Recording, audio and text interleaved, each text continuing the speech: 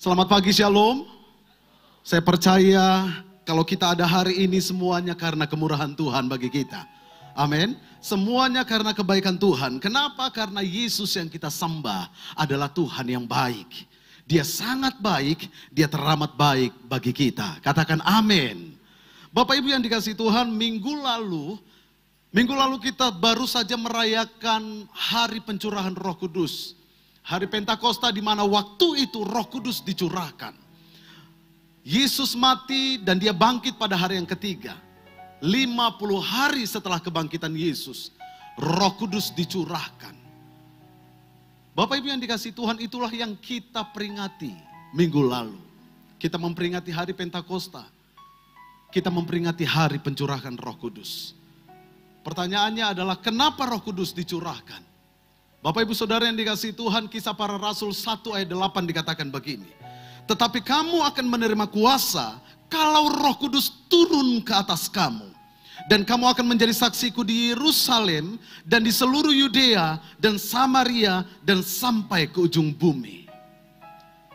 Kenapa Roh Kudus dicurahkan? Supaya oleh Roh Kudus kita beroleh kuasa. Katakan amin. Bapak Ibu yang dikasihi Tuhan, kuasa yang Tuhan maksud bukan kuasa untuk gagah-gagahan. Kuasa yang Tuhan maksud bukan kuasa untuk hebat-hebatan. Tapi tadi dikatakan begini, dan kamu akan menjadi saksiku.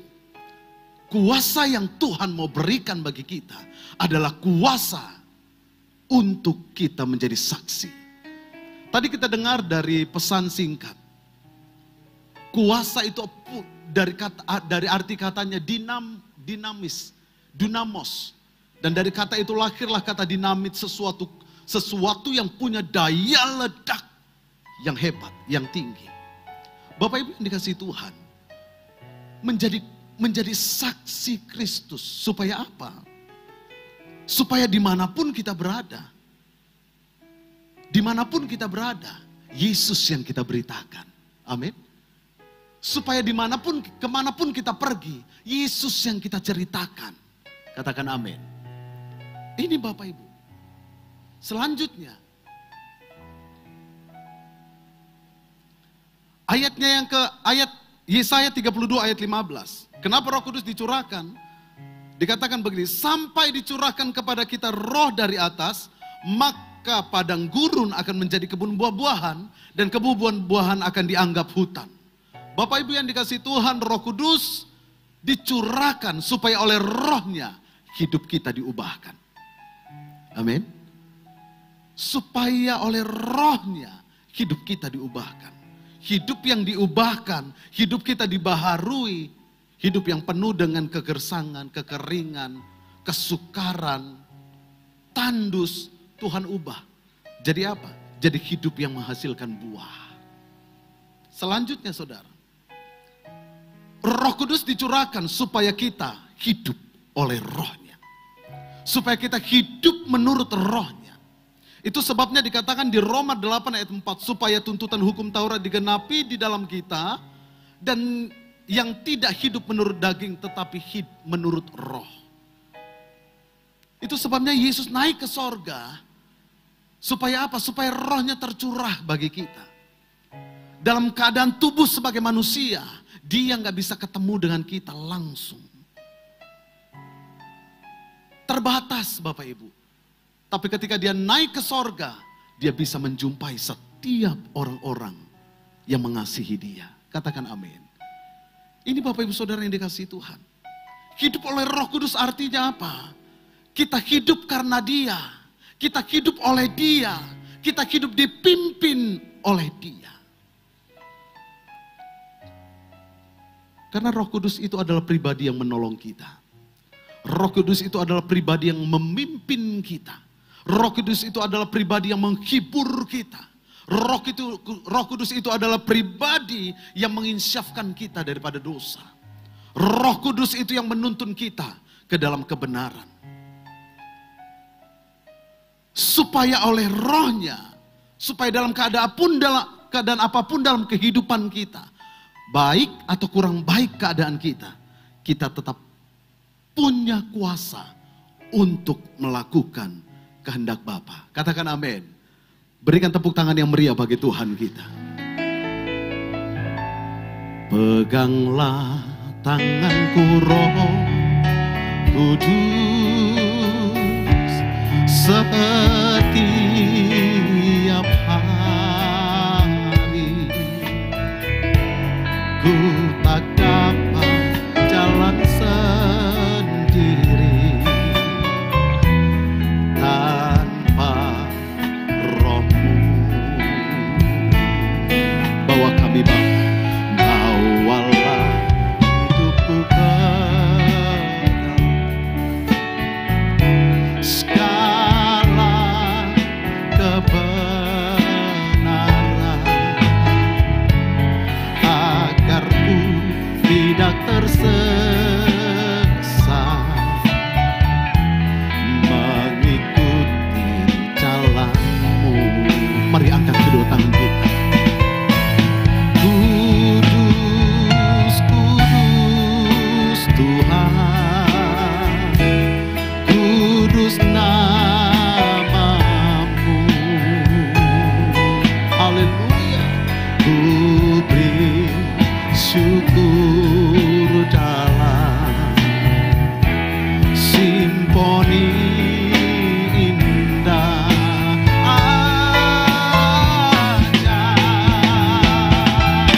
Ajaib Tuhan, ajaib nama-Mu. Nama yang beri mana, Yesus namanya. Kudus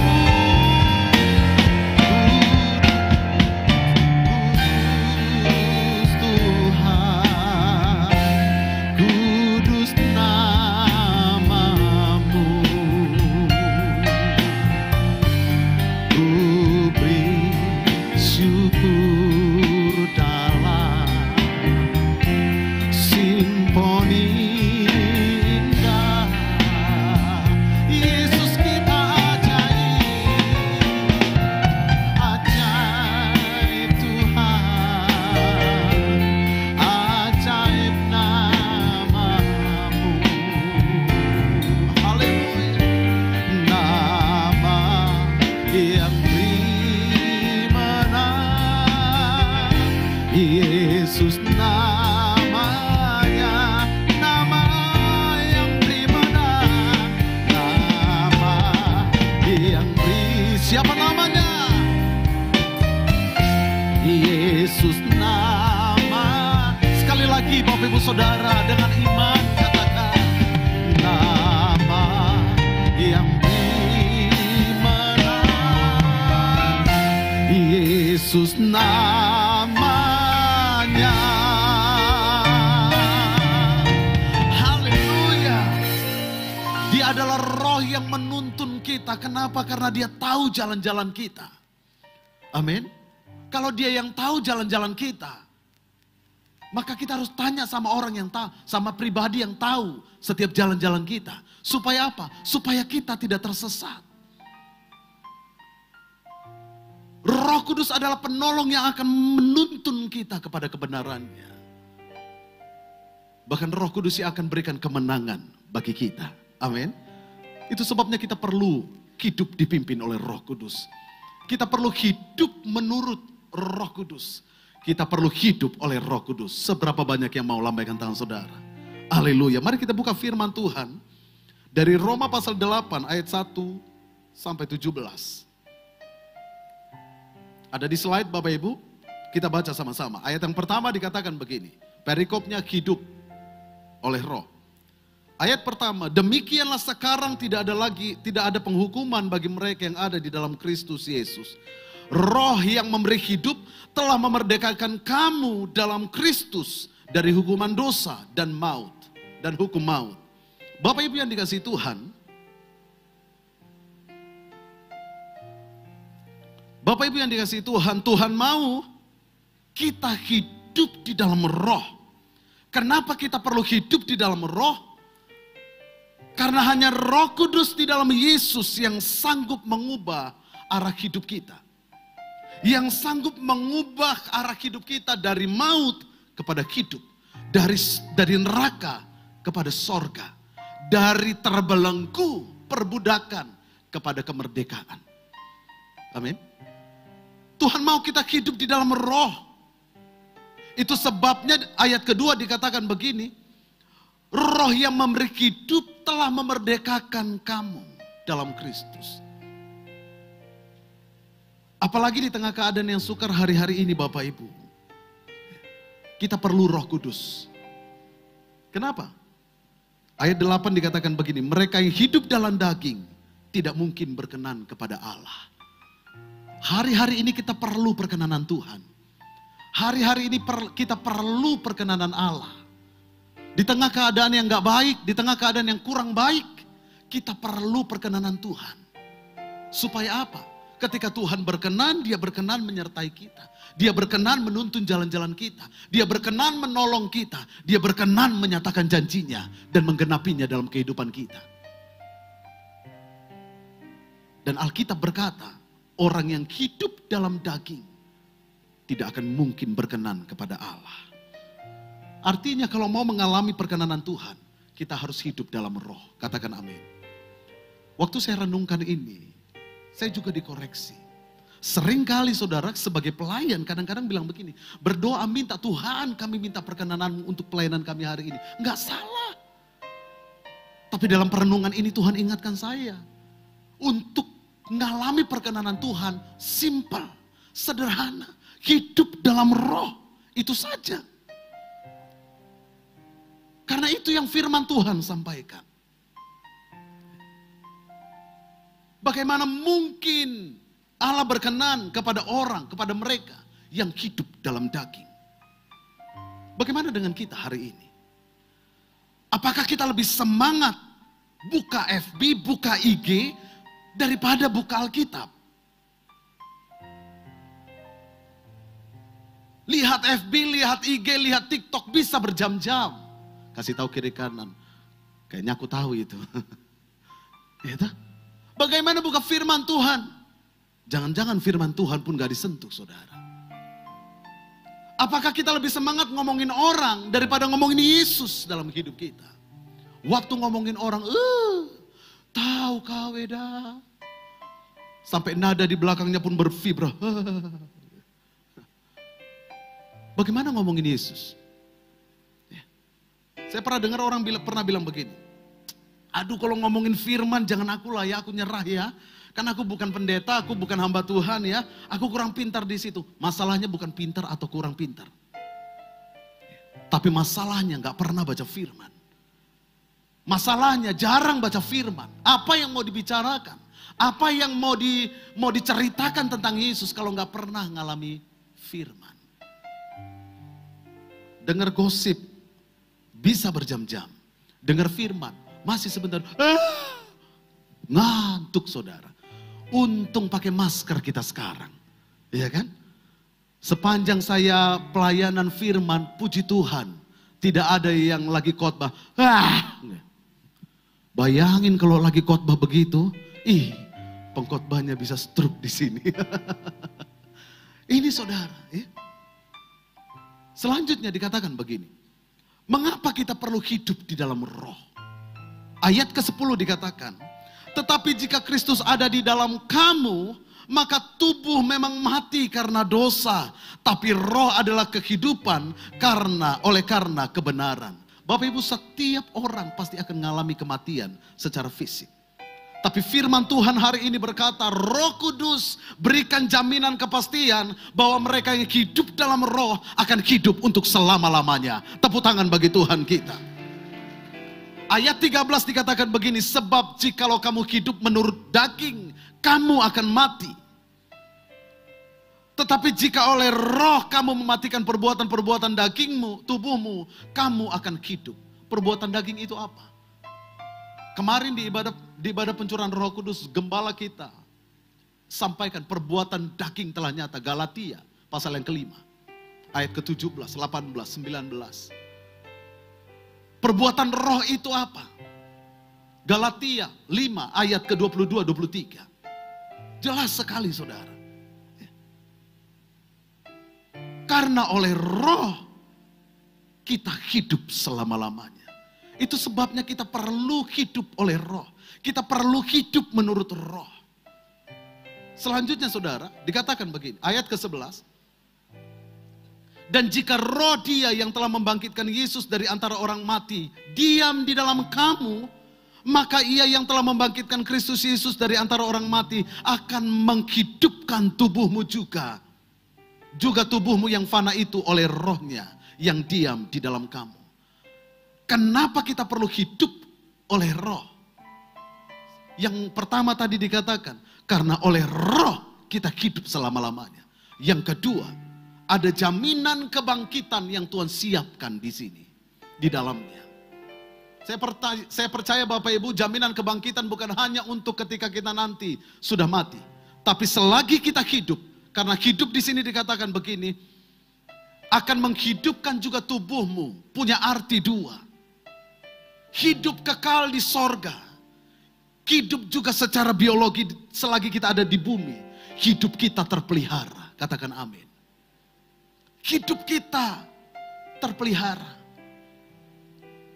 Itu sebabnya jaminan kebangkitan ini bicara tentang apa? Ini bicara tentang pengharapan. Dan saya percaya selama kita ada di dunia ini, asal kita hidup oleh roh, asal kita hidup menurut roh, pasti ada pengharapan. Amin. Pasti ada pengharapan. Apa yang mati dalam kehidupan kita akan Tuhan bangkitkan. Ini iman pengharapan kita. Saudara yang lakukan sesuatu dan sudah mati, percaya, seturut dengan kehendaknya Tuhan. Ketika kita percaya, ketika kita berharap kepada Tuhan, pengharapan yang mati pun dibangkitkan. Amin. Bahkan Alkitab bilang apa yang hilang Tuhan akan kembalikan. Katakan amin. Berikan tepuk tangan bagi Tuhan kita. Selanjutnya saudara, ayat 14 dikatakan begini. Semua orang yang dipimpin oleh roh Allah adalah anak Allah. Siapa di sini anak-anak Allah? Lambaikan tangan saudara. Haleluya. Kasih tahu kiri kanan, kita anak Allah. Artinya kita adalah orang-orang yang dipimpin oleh roh. Katakan amin. Ya. Kenapa kita perlu hidup oleh roh? Karena semua orang yang dipimpin oleh roh anak Allah. Kedekatan seorang hamba dengan tuannya nggak bisa dibandingkan dengan kedekatan anak dengan bapaknya. Itu sebabnya saudara di ayat selanjutnya, di ayat ke-15 dikatakan begini. Ayat 14, semua orang yang dipimpin oleh roh Allah adalah anak-anak Allah. Sebab kamu tidak menerima roh perbudakan yang membuat kamu menjadi takut lagi. Tetapi kamu telah menerima roh yang menjadikan kamu anak Allah. Oleh roh itu kita berseru, ya Aba, ya Bapa. Saya bisa bayangkan anak saya bilang begini sama saya, Daddy. Wah. Saya bisa bayangkan saya ngomong sama bapak saya, itu zaman anak saya, zaman saya. Pak Mungkin zaman bapak saya lagi, sama bapaknya, Amangoy. Ini saudara. Ya. Anak itu dekat dengan bapaknya. Dan ini yang Tuhan mau bagi kita. Tuhan mau dekat dengan kita. Tuhan mau kita dekat dengan Tuhan. Bahkan Tuhan mau bilang begini. Yesus dalam keadaan tubuh manusia. Dia dekat dengan murid-muridnya. Tapi dia gak mau hanya sekedar dekat. Dia naik ke sorga. Dia curahkan Roh Kudusnya supaya apa? Supaya gak sekedar dekat. Tapi dia tinggal di dalam murid-muridnya. Bapak Ibu yang dikasihi Tuhan, setiap pagi ada morning blessing bersama dengan gembala rayon kita Pak Hani. Dan setiap hari Kamis itu giliran kita pemusik dari gereja kita yang akan mimpin puji-pujiannya, puji-pujian dan doa. Kami WL-nya ganti-gantian, saya, Pak Beni, Pak Jack, kami ganti-gantian. Nah kalau giliran kami mimpin, biasanya kami ke kantor itu agak siangan. Ya, supaya apa? Supaya kami bisa istirahat sebentar. Kalau giliran saya, biasanya itu pagi-pagi pulang pada morning blessing, anak-anak kami antar, kami titip. Istri saya ngajar, anak kami titip ke mertua, ke orang tua. Kami titip karena dekat rumahnya, nggak terlalu jauh, paling beberapa rumah. Setelah itu saya istirahat. Setiap kali saya mau istirahat, anak saya yang paling kecil pasti datang. Daddy, Daddy. Saya pikir, aduh nggak bisa istirahat. Akhirnya minggu depannya saya punya teknik. Mobil nggak parkir di depan, tapi saya parkirkan ke garasi. Gerbang saya tutup, jadi nggak kelihatan mobilnya. Dalam hati saya mungkin karena dia lihat mobil ada di situ. Ternyata minggu depannya saya mulai istirahat, masih mau pejam mata. Tiba-tiba, Daddy, Daddy, darah Yesus. Kenapa dia tahu ada mobil, ada saya di sini, padahal mobil saya masukin ke garasi.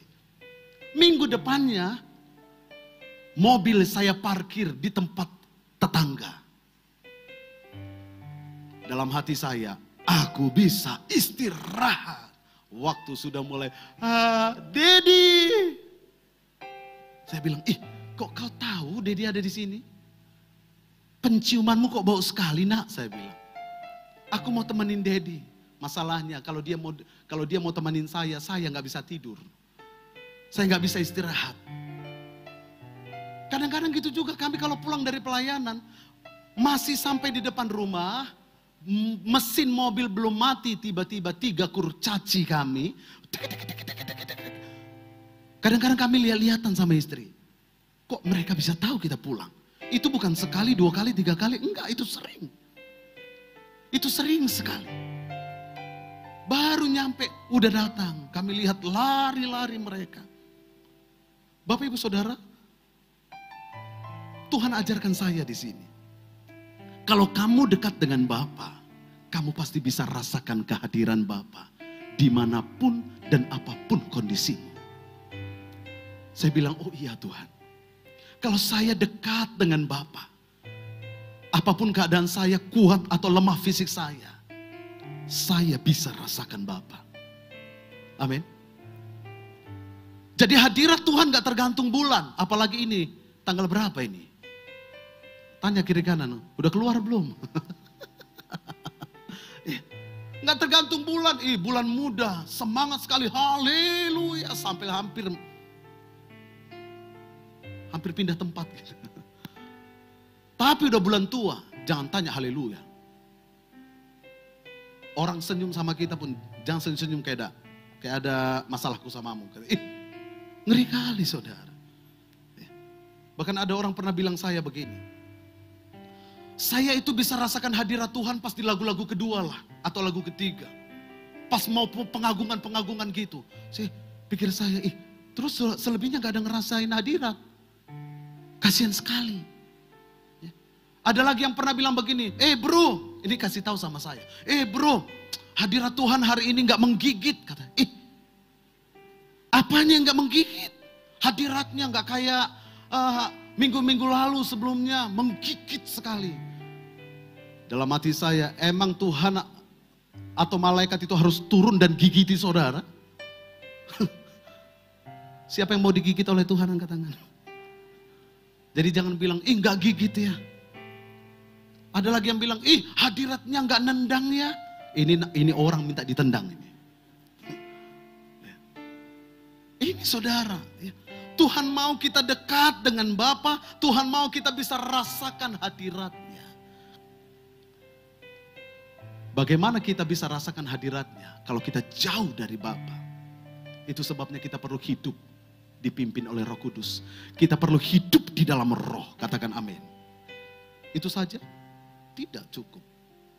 Ayat ke-17 dikatakan begini, dan jika kita adalah anak, maka kita juga adalah ahli waris. Maksudnya orang-orang yang berhak menerima janji-janji Allah, yang akan menerimanya bersama dengan Kristus, yaitu jika kita menderita bersama-sama dengan Dia, supaya kita juga dipermuliakan bersama-sama dengan Dia. Anak adalah ahli waris. Kenapa kita dipenuhi harus hidup dalam Roh Kudus? Tadi sudah jelas dikatakan.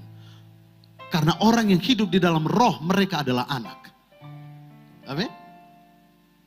Dan ternyata anak itu adalah ahli waris. kita berhak menerima janji-janji Bapa. Katakan amin. Seberapa banyak yang mau mengalami janji Bapa, lambaikan tangan Bapak Ibu Saudara. Gak sekedar ngalami, tapi mau mengalami pemenuhan kegenapan janji Bapa. Apa yang selama ini Bapak, Saudara rindukan, Bapak Ibu rindukan dari setiap firman yang disampaikan, dari setiap janji Bapa yang disampaikan melalui kebenaran firman-Nya. Rindu ngalaminya. Hidup dalam roh. Ayat ini berkata kita dimuliakan bersama-sama dengan Allah. Bapa dimuliakan, kita juga dimuliakan. Itu artinya. Mari lihat ayat terakhir, Yohanes 15. Ayat yang ke-7 sampai 8. Dikatakan begini. Jikalau kamu tinggal di dalam aku dan firmanku tinggal di dalam kamu, ini adalah hidup di dalam roh. Mintalah apa saja yang kamu kehendaki dan kamu akan menerimanya. Seringkali kita fokus mintalah apa yang kamu kehendaki dan kamu akan menerimanya. Tapi kita lupa bahwa ada bagian kita. Kita harus hidup di dalam roh, kita harus hidup di dalam Tuhan dan firman-Nya hidup di dalam kita. Bagaimana firman-Nya hidup dalam kita kalau kita nggak pernah baca firman? Amin. Ini Bapak Ibu. Ayat selanjutnya dikatakan begini. Dalam hal inilah Bapakku dipermuliakan. Oh, ternyata untuk memuliakan Tuhan itu sederhana. Kita hidup di dalam Tuhan. Kita tinggal di dalam Dia. Dan Dia tinggal di dalam kita. Yaitu jika kamu berbuah banyak dan dengan demikian kamu adalah murid-muridku. Seberapa banyak yang mau mengalami kemuliaan Tuhan. Haleluya. Bapak Ibu yang dikasihi Tuhan, caranya jangan padamkan roh kita. Amin. Perhatikan keadaan kita hari-hari ini. Hiduplah di dalam Roh Kudus. Hiduplah di tengah keadaan yang sukar hari-hari ini. Lebih baik kita menceritakan Yesus daripada menceritakan pergumulan kita. Lebih baik kita memberitakan Yesus yang besar daripada menceritakan keadaan kita yang sulit. Amin. Dan bagaimana kita bisa menceritakan Yesus yang besar, Yesus yang hebat, kalau kita tidak pernah baca firman. Ingat, yang berbahagia adalah mereka yang membaca firman, merenungkannya, dan melakukannya. Amin. Ini adalah orang-orang yang berbahagia. Orang-orang yang hidup dituntun oleh Roh Kudus. Orang-orang yang hidup dipenuhi oleh Roh Kudus. Seberapa banyak yang mau dipenuhi lebih lagi? Mari kita bangkit berdiri bersama-sama.